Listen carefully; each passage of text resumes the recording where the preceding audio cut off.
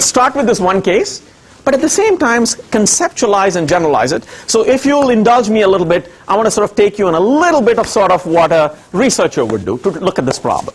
So we basically said, look, here's basically what's happening. The old products being phased out and the new products being ramped in. That's conceptually what is happening. Many times, these old and new products are being shared and produced in the same exact facilities. So imagine what is happening. Somehow, you're phasing out the old, you're preparing for the new. There is this sort of mixture of the shared facilities. Somehow, these new products and their designs, you can be very aggressive with these designs and be very radical, but you realize that you're going to share the facility, so you can't be that different. Somehow, the whole grandfathering process has to be thought through.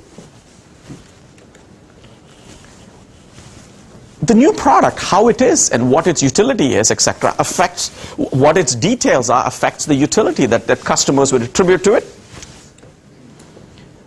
And I'll sort of, how consumers behave was not very clear. Okay? Would consumers be so enamored with being green that they would rush to buy this new product and stay away from the old? Or would they really look at their pocketbooks and say, oh, forget it, green is good, but I can't pay for it? Okay. Which, by the way, is what a lot of marketers are finding. Marketers are finding that people talk about being green, but when it comes time to spend money, not for $1 more. Okay. So it's not clear, and it's not clear how this will unfold. So here's basically what happened. So this is sort of there was a selling season way before that. There was a decision regarding design that had to be made by various companies. They started production ramp up. Regulation became effective. And what ended up happening was severe production delays for the new product. And surprisingly, it's not because the big companies hadn't planned for it. It's just that somewhere in the design of the big companies these days, by the way, outsource a lot of production to a lot of small companies. They probably do 20 to 30% of the value added. The remaining 70% comes from small companies. Why were they production bottleneck? Back to Indiana. Somewhere in the third and fourth tier of the supply chain, there were people making some valves and other things, and all the people in the industry picked the same valve design, and nobody told this little manufacturer that his order was going to jump by a factor of 10. So what did he do? He didn't have the capacity. He couldn't produce. The whole industry got stuck. So what ended up happening? Notice that depending on the perspective you take, this is doom or this is fun. Imagine you're the distributor and you had a pile of inventory. What would you do? You'd make money like there's no tomorrow. There was a company called Watsco. That was the company we were talking to. Now, too bad the guy didn't write us a check, but hey, here's what they did. They basically bought $800 million worth of inventory. Their working capital went from 80 million to 800 million.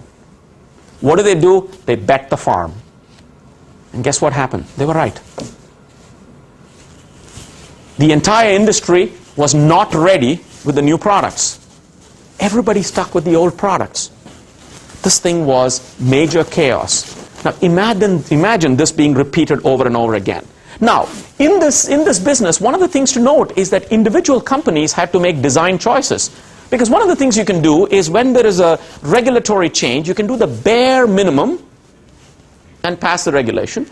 Or you can really jump in and get your engineers in and do a major design. There were no government regulations. Design is sort of it's a laissez-faire. Do what you have to do. So there are many different potential design choices that could happen out there. So the kinds of questions,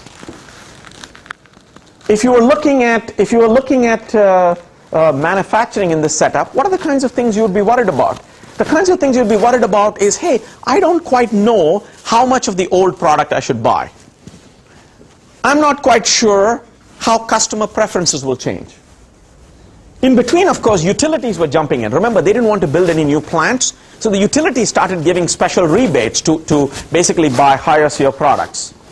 Finally, individual counties who had complete flexibility to issue occupancy permits, they started saying, okay, I know it's legal to have this product, but I won't give you an occupancy permit. Las Vegas, for example, magically decided that counties in Las Vegas would not get a permit unless you immediately adhered to the new standard. In other words, it was free for all. The one thing that would be known, so now think about this happening.